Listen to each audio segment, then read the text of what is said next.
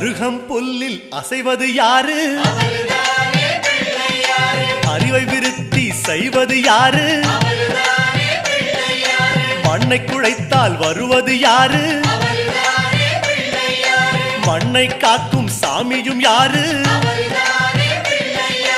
வெள்ளையருக்கில் உள்ளது யாரு?